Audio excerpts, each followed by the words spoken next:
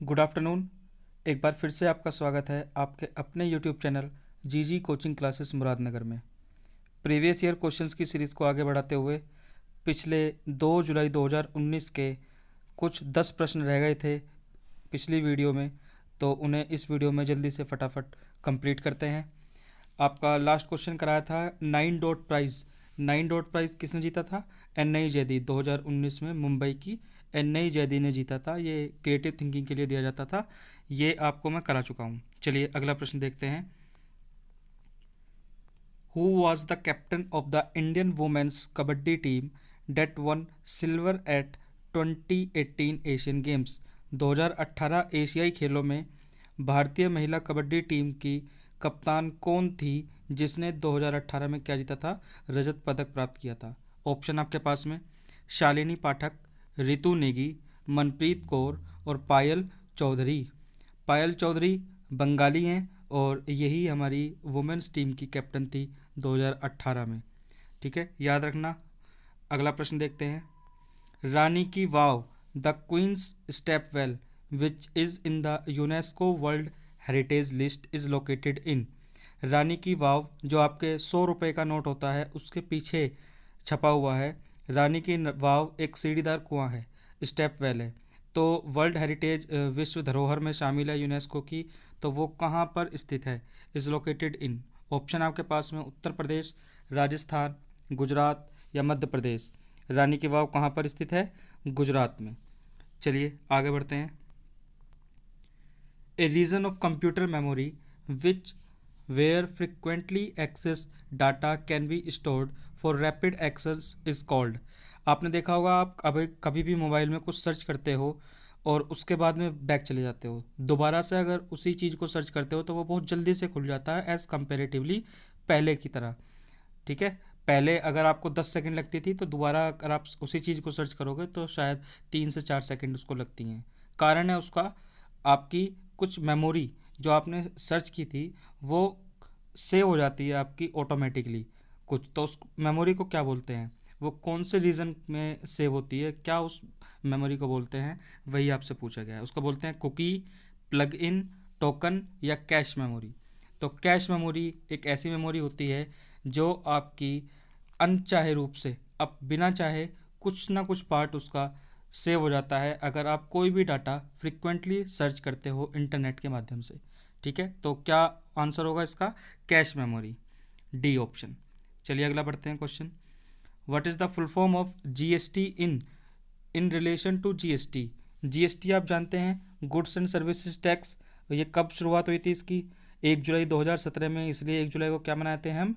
GST दिवस। GST की 4 प्रकार की स्लैब है, कौन कौन सी? 5%, 12%, 18% और 28%। चलिए, तो आपसे पूछा गया है कि जीएसटी की फुल फॉर्म, जीएसटी इन की फुल फॉर्म क्या है? आईएन। जीएसटी की तो आप सभी लोग जानते हैं, goods and services tax.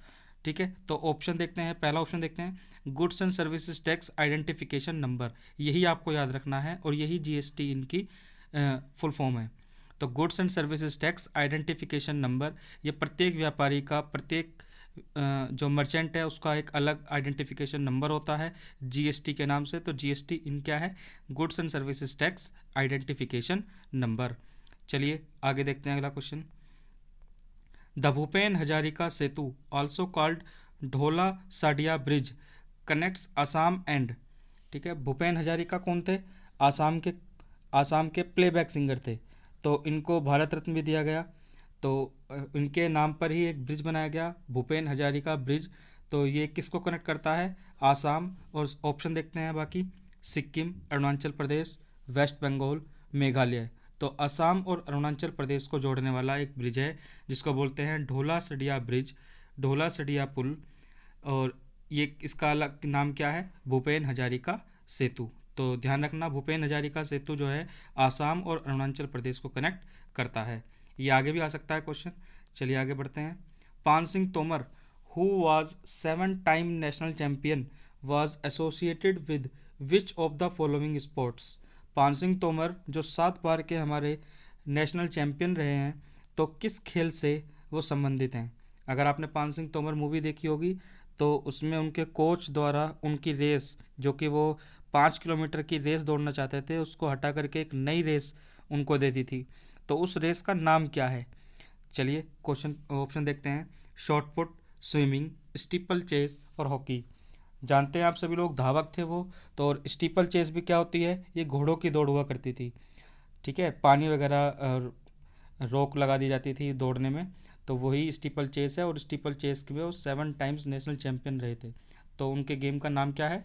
Steeple chess. याद रखना इस क्वेश्चन को। आगे बढ़ते हैं। During the passage of the royal titles act 1876, ये बहुत इंपॉर्टेंट है, ये काफ़ी बार पूछ लिया जाता है और बच्चों को इसके बारे में पता नहीं होता है। Royal title act 1876, the office of the British prime minister was occupied by. British prime minister किसके द्वारा रॉयल एक्ट, अब सुनो इसकी भूमिका बता देता हूँ थोड़ी सी मैं। 1876 में, 1876 में ब्रिटेन के जो प्रधानमंत्री थे वो थे बेंजामिन डिजरायली, कंजर्वेटिव पार्टी के।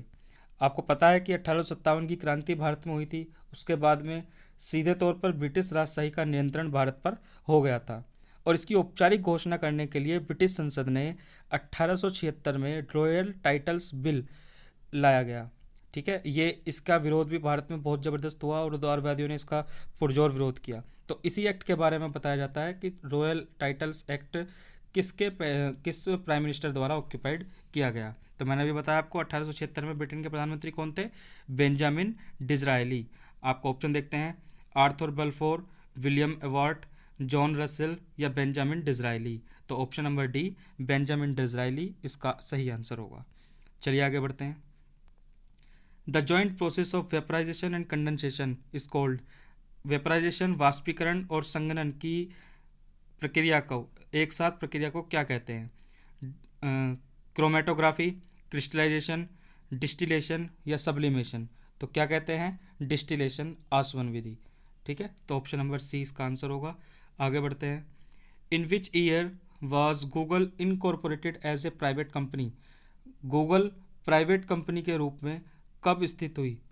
तो ऑप्शन आपके पास में है 2000, 1998, 2002 के 2005।